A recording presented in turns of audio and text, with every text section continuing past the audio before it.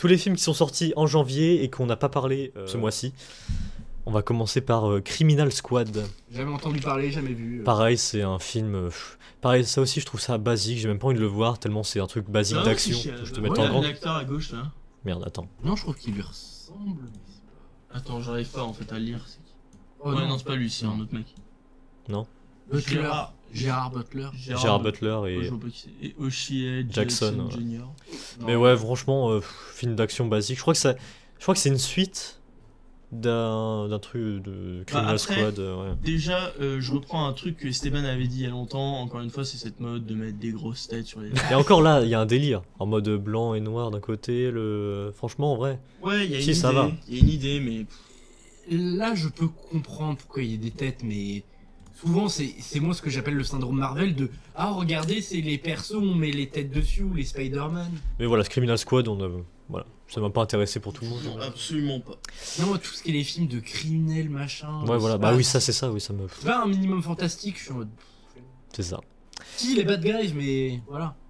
Les bad guys, c'est genre des animaux.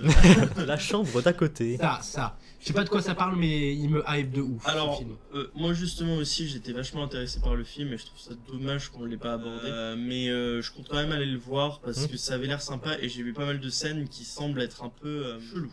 Mais surtout avec dans le bon sens du terme. Surtout avec deux actrices qui sont incroyables. Oui. Ouais, deux très bonnes actrices. Je sais pas. Celle qui est tout en bas, elle a joué la méchante reine de glace dans Narnia. Et celle qui est en haut, elle a joué la méchante dans Kingsman 2. C'est deux films que j'ai pas vus. Mais... Et ouais. Si Narnia, oui. Noël, la méchante de... Mais non, en vrai, bah, moi c'est vrai que je regarde beaucoup les bandes annonces. Et si les bandes annonces Enfin, si l'idée du film me plaît pas trop... J'aurais dû aller le voir et j'aurais dû te dire après si j'avais aimé. Frérot, mec, faut trop qu'on en parle dessus. C'est ça. Mais sinon... Mais bon, c'est pas grave. Tranquille. Bah peut-être qu'il est bien du coup, je sais pas, faut... Allez le voir de votre côté du coup. Ouais, après on le redira à l'édition de février. C'est ça, au pire tu me rediras, voilà, Mathis, parce que moi on vous dira avec Esteban, prochaine édition sur février, si on avait kiffé ou pas la chambre d'à côté du coup. Aussi un film je crois qui est aussi sorti au mois de janvier, qui est pas là, c'est Les filles du balcon d'en face. Bah attends, alors non, les filles du... Non, ça c'était... Ah oui. Attends, merde, les filles du balcon d'en face. C'est une histoire où c'est trois filles qui sont invitées chez leur voisin. Je crois que c'était pour décembre. En fait, il n'y avait pas eu de séance beaucoup sur Pâté et ils l'ont passé vite fait en janvier, quoi. Mais ouais. Tu l'as vu du coup, Pila? Non, mais j'aurais aimé aller le voir. Mais...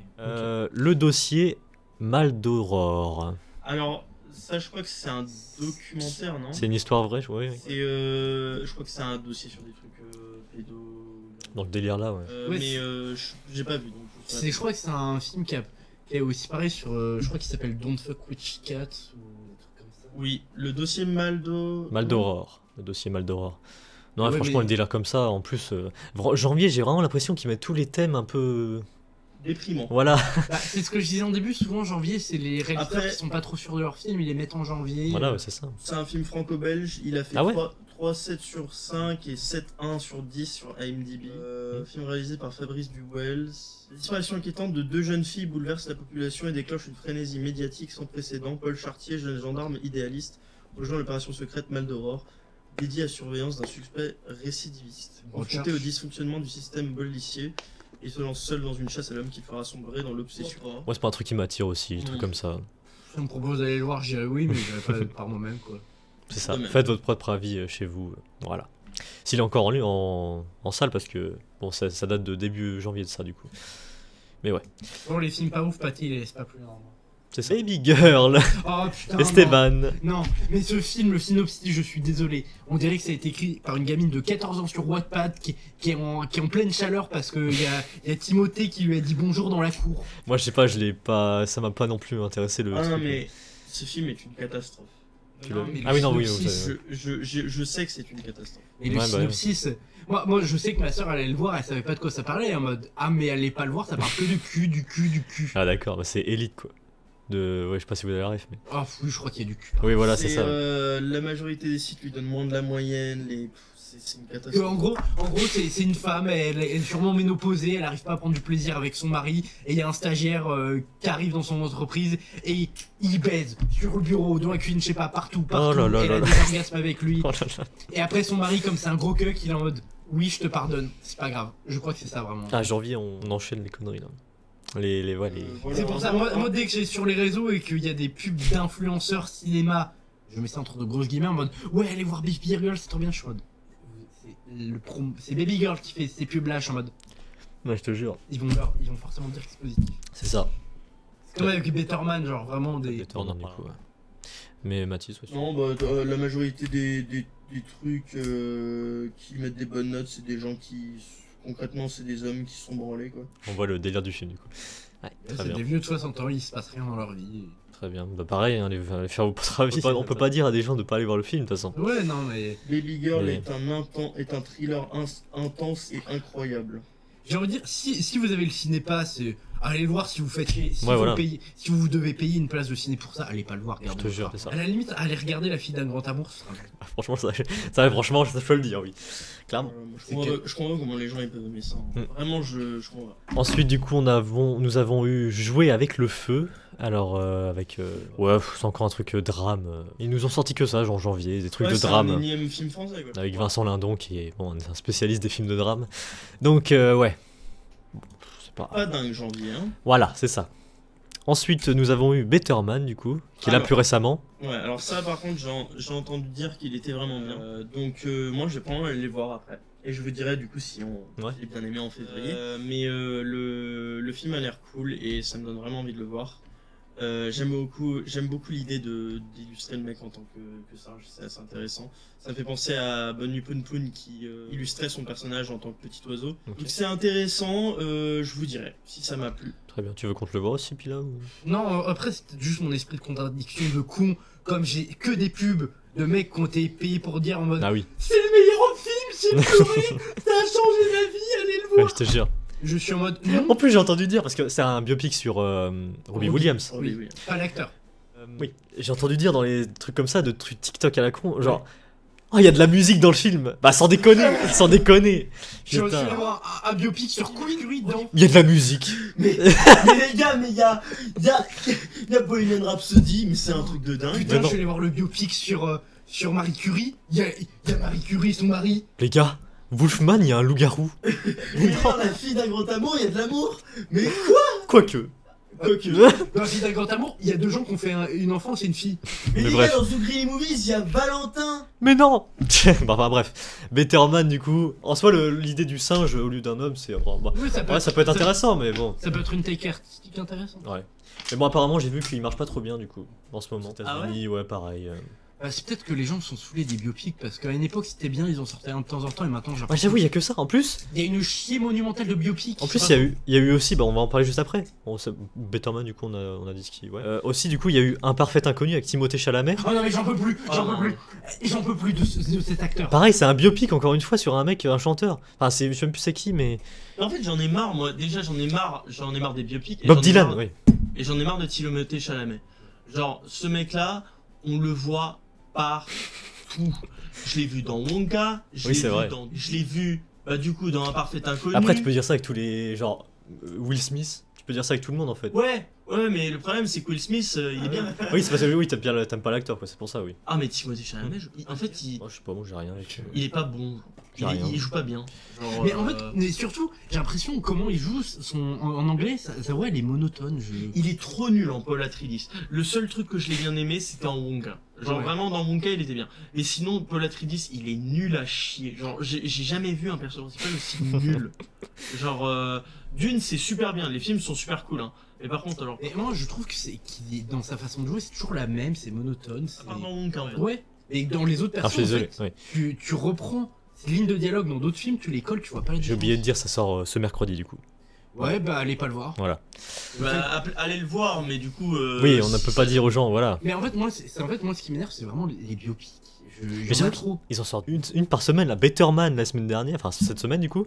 Et là, Un Parfait Inconnu la semaine prochaine. Franchement, moi, le dernier que j'ai vu qui était bien, c'était Aznavour, Monsieur Aznavour. Oui, ça par contre, oui, Aznavour, ça c'est vraiment pépite. Mais parce que j'aime bien Aznavour, donc. Aznavour, c'était pique, mais voilà quoi. Mais parce que j'aime bien Aznavour.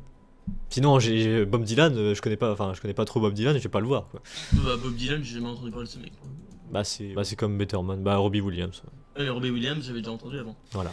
Mais bon, on va pas passer 10 ans sur Un Parfait Inconnu. Non, moi j'ai juste, il me saoule Timothée Chalamet. C'est ça. C'est comme Zendaya, genre je peux pas la blairer moi non plus. Tom Holland aussi, hein, ils me font tous chier. Même Robert Downey Jr., moi j'en ai marre de voir, ils me cassent les couilles tous. C'est incroyable.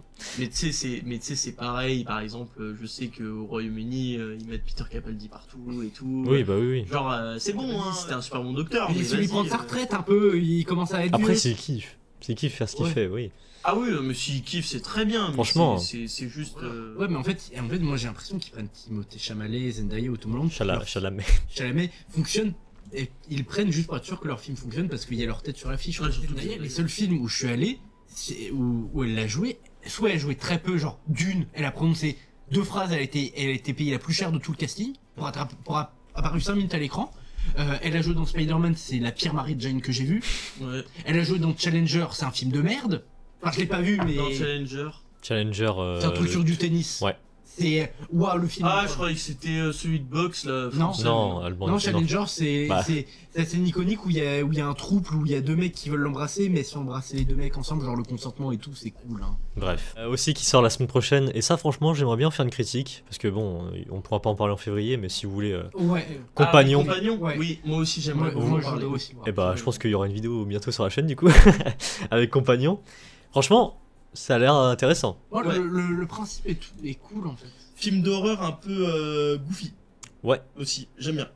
Bah, goofy. Il y a aussi l'acteur de Yui dans The Boys qui franchement joue bien. Donc... Et puis l'actrice aussi que j'ai vue aussi dans une série qui s'appelle Lock and Key. Ah oui, je l'ai vu aussi. Et franchement, bah, je l'aime bien cette actrice. Donc ouais, franchement, à voir le film, à voir. J'ai une bonne a priori, après peut-être que j'aurais peut-être eu... Alors voilà. ouais, juste, en fait j'ai l'impression que là on va vraiment tomber sur beaucoup de films d'horreur hein, ces derniers... Ouais, bah en février on va en parler aussi, ouais. Mais... Parce qu'il y a le mec qui fait le singe là, on va en parler, ouais. On va en parler après. Et ça on va en parler. Mais Compagnon, j'ai vraiment envie de le voir. Et... je trouve que aussi le sujet qu'il traite est intéressant. En fait. Ouais, et je pense qu'il pourrait y avoir pas mal de trucs un peu à la The Substance sur genre comment la faire, c'est intéressant. Donc ouais, je pense qu'il y aura une critique hein, du coup. Et surtout aussi ça parle un peu pas des dangers de l'IA mais...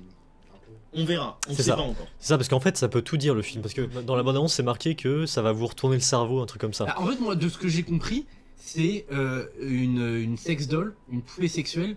Oui c'est ça, oui. Qui en fait, son propriétaire la pirate et en fait elle croit qu'ils sont ensemble mais pas vraiment et après elle pète un câble. C'est ça. De ce que j'ai vu des bandes annonces. C'est ça, exactement. Donc puis là aussi hein, pour le coup, critique. Je suis très très chaud. Genre là par exemple du coup on a Une nuit au zoo, un film d'animation. En vrai l'animation souvent c'est produit par qui ça? Alors je crois que c'est français, je dis pas de conneries mais bon après. En vrai en France l'animation on est fort. Ouais. Si je dis pas de conneries après, attends, Une nuit au zoo, tac. Hop. Non pas Une nuit au musée. Comédie animation, mais on va pas me dire c'est qui. Ah non les réalisateurs, ouais non on dirait des réalisateurs espagnols. Ah ouais, ok. Ouais, bon ça doit être un délire espagnol du coup, si j'ai pas de conneries. Putain il peut pas me le dire là. Bah si les réals sont espagnols... Ouais bah oui c'est ça, attends. Après ils peuvent être espagnols mais... Pedrito Animation. Bah il y a un réalisateur du coup qui s'appelle Rodrigo Pérez Castro, qui a fait Rio 2. Oh ça c'est... Du coup voilà.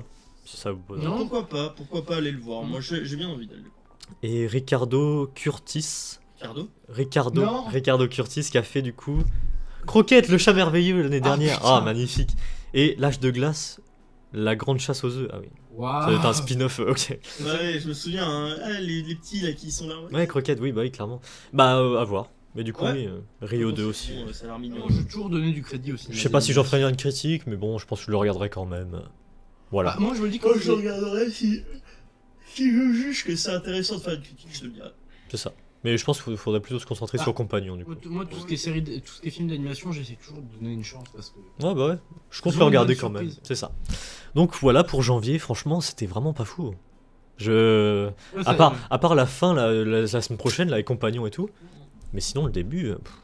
Donc c'est tout pour janvier.